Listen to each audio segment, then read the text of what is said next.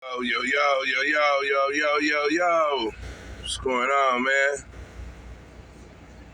Closing out 2024.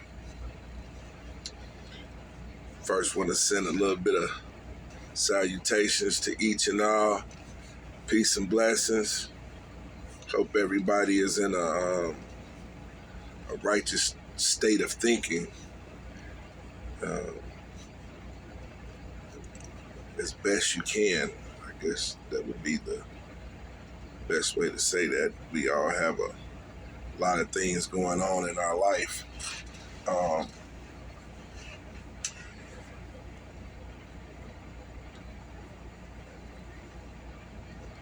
Today's topic: trucking 2025. I want to give you a breakdown of my perspective of what I see ahead of me, ahead of us, as far as for 2025, based upon a few key factors. The state of the freight, politics, economics, they all intertwine to make what we have called the trucking industry. Even brokers, dispatchers, the maintenance of truck, the upkeep of your truck, what have you. Just wanted to go and start this off. Going into, it's like almost like a journal, and basically put it into I don't know how many parts I'm gonna put to it, but like a series, and to basically help some individuals out there that are on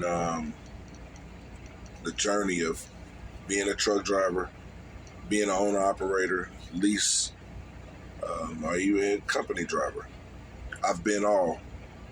I done played every aspect of it. Booking my own loads. I've had loads booked for me from a dispatching company. I've done hot shot, flatbed, reefer, drive-in. I was a tow truck driver. I've done heavy, medium, light duty. So I'm repo. So I'm kind of broad when it comes to my view of trucking in its various different capacities, right? So starting out, to give you a little bit of overview, I got my CDLs in 2020. And I came in the game with the thought process of having my own off the top. And it had a lot to do with the influences that I had from a spiritual standpoint, as well as a community standpoint. I grew up around a lot of hustlers, and I ended up having access to books and what have you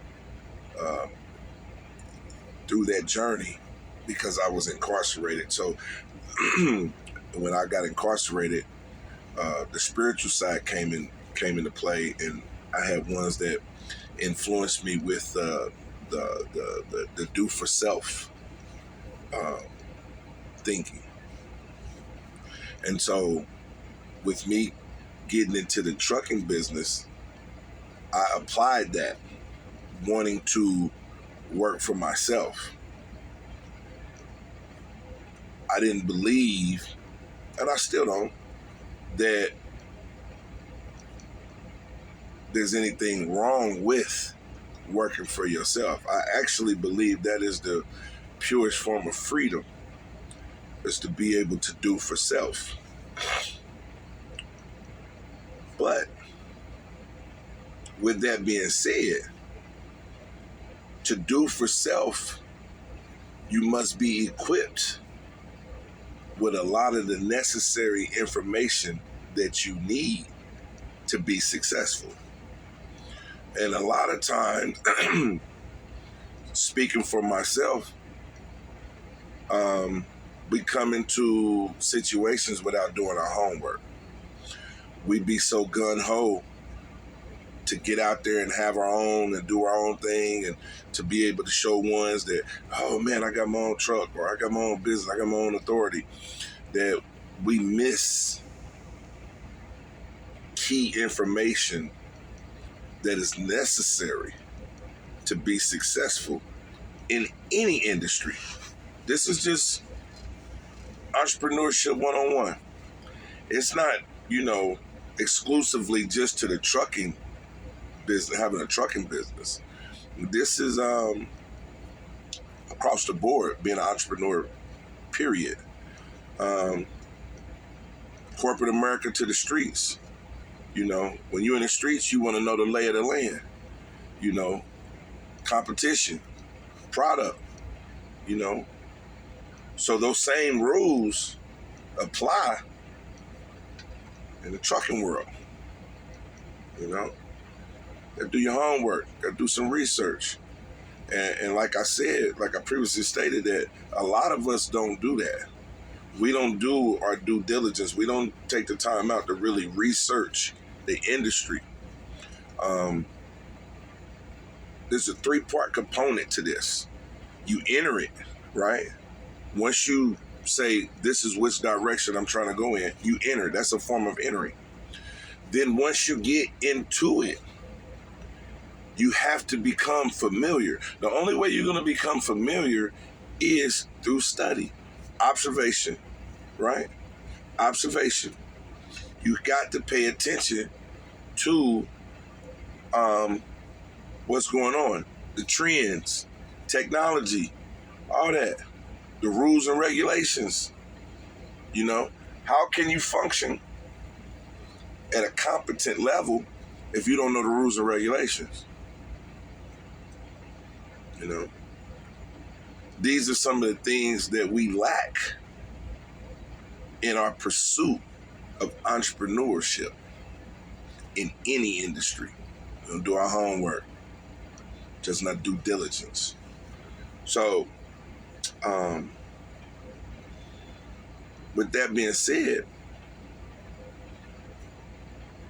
looking at trucking going into 2025, I think it's going to level out.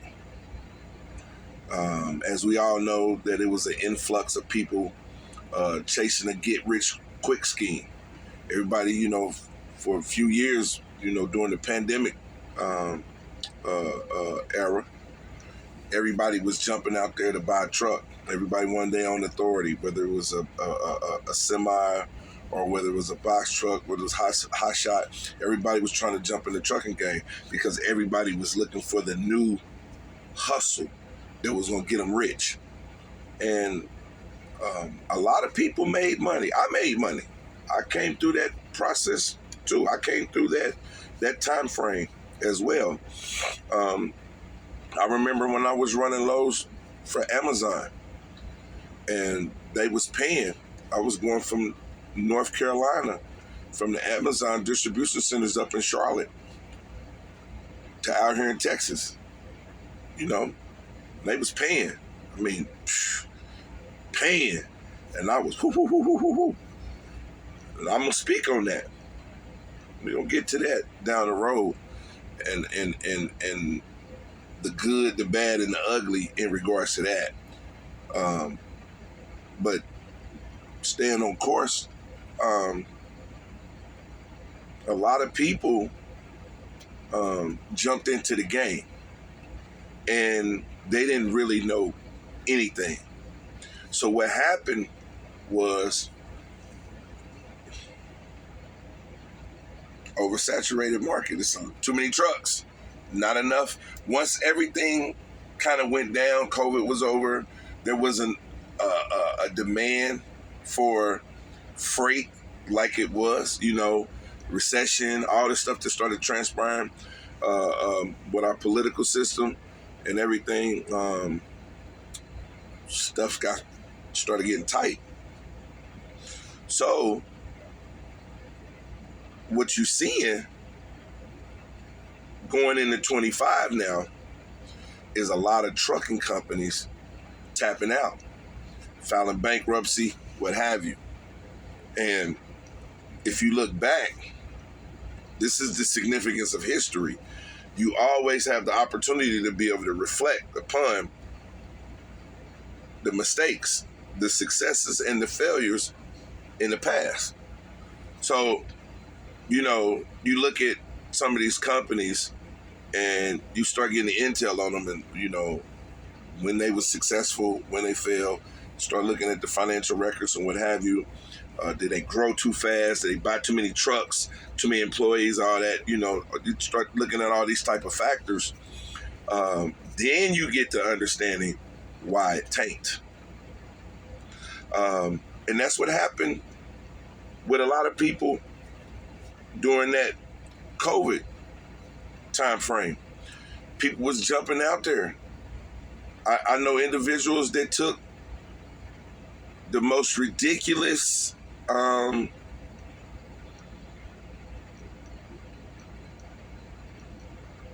purchase agreements for a truck that you can imagine, but because the money was prevalent then, they didn't really care.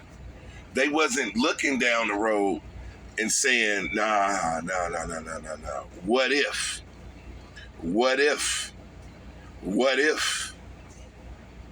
Am I going to still be able to? They didn't do that. They was like, oh, I'm going to be able to make that. Some people didn't even look at all. You know what I'm talking about? Some people didn't even look at all. They just jumped out there. And then you had some people that were successful for a while. And they went to get another one and another one, another one, another one. Now they up 10, 15 trucks. And then things start happening as far as with the market. And the rules that I live by is the 5 Ps.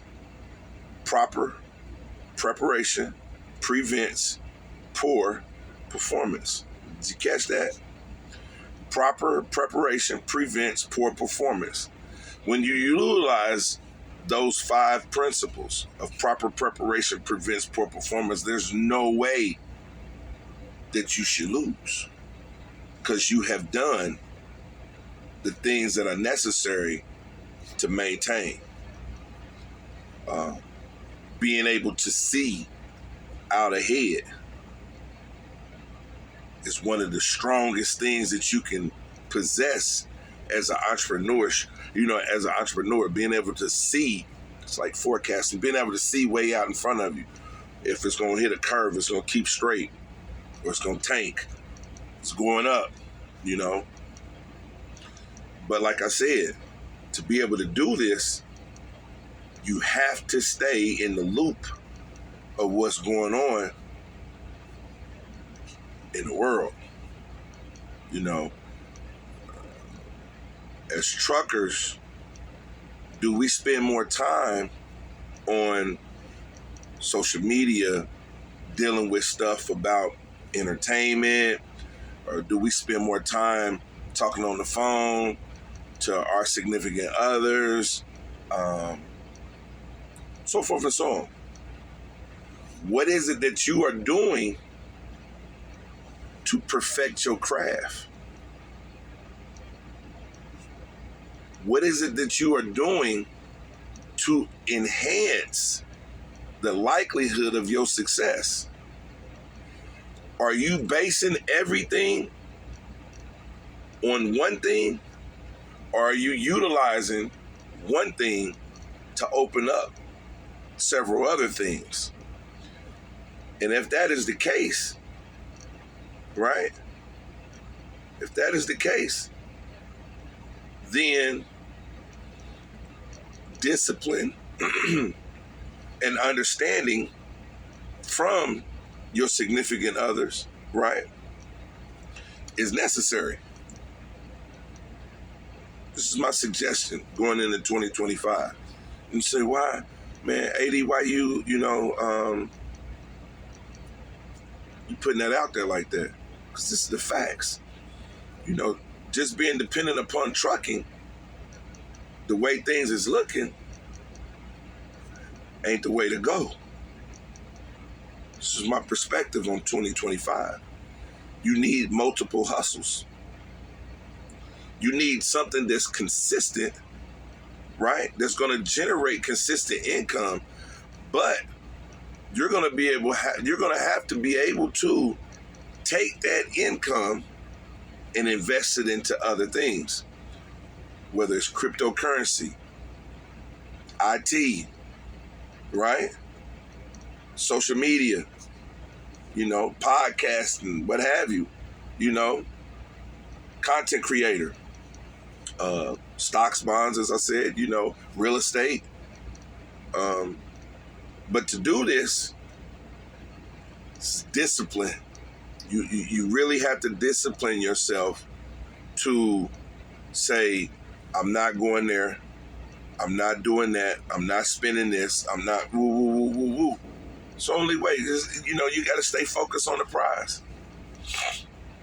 And I think this is for the trucker, whether you old school,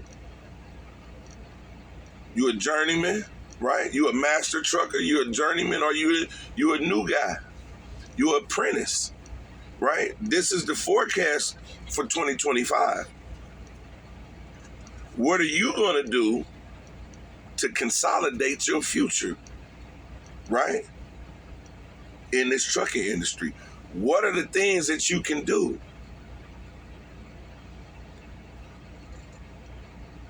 Being a trucker, we get access to a lot of information. We get access to a lot of different people.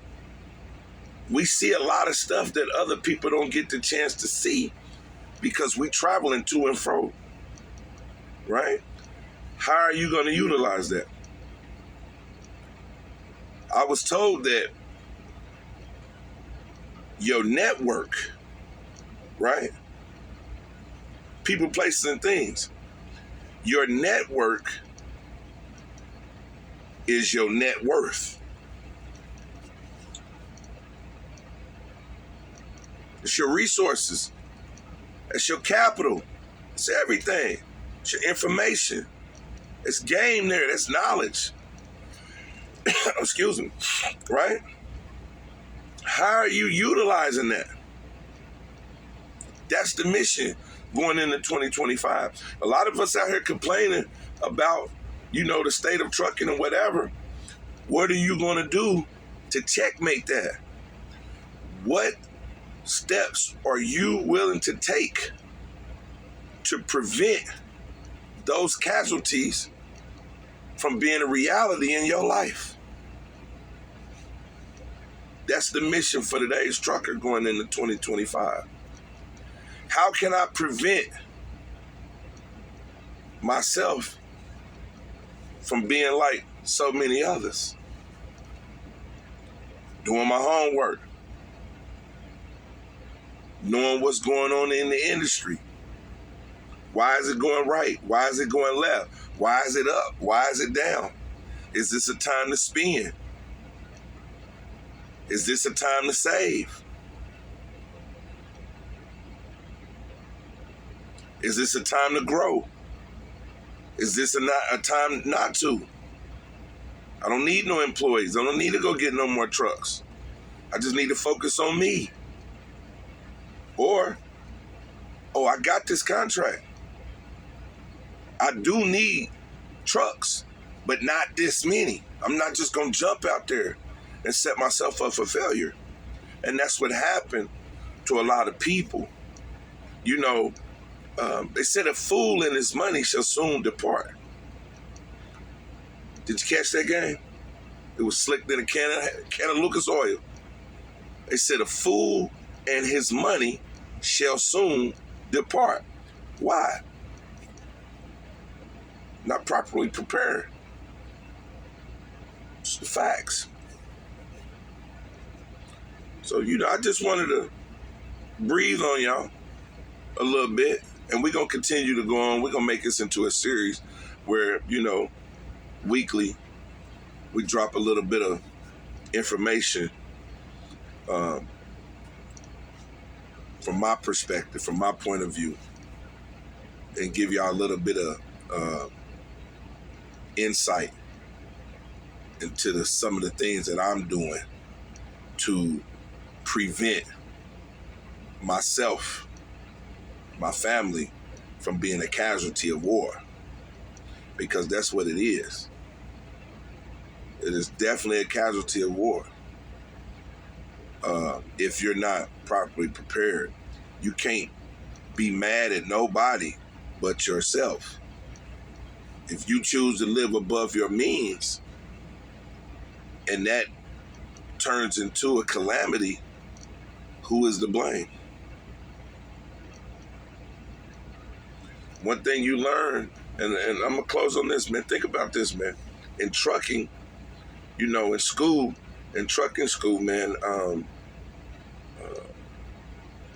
I was taught to route plan. Did you catch that? Route planning. Meaning to already know where you're going before you get there. Before you take off, know that I'm going to stop here for fuel. I'm going to stop here to get food if need be, because you may not have a refrigerator and what have you. Route planning.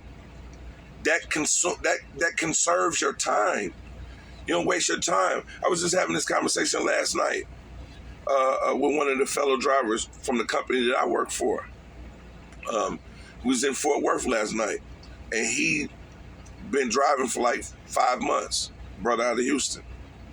And he was asking me for some pointers, and I was telling him about what I do with my 30-minute break to consume time. That way, it enhances the chances of me making it back home every day. Because he was like, man, you get back home every day? I was like, yeah. Because he's looking at the time that it takes to go from Houston to Dallas, Fort Worth, then back. That's a 4-hour trip back and forth. So now you only got 2 hours basically to play with. So you have to be smart. You got to be calculated. This is what route planning is. And see, these principles is the same things that you use in life. Just think about life planning, route. Life is your journey. A route is your journey. It's the road that you're going to travel. Think about if you planned out your life and stuck to the plan. What is the likelihood of your success? Big, huh? Hey, man, that's the measure. 2025. The Black Viking perspective, truck drivers need to get some planning going on.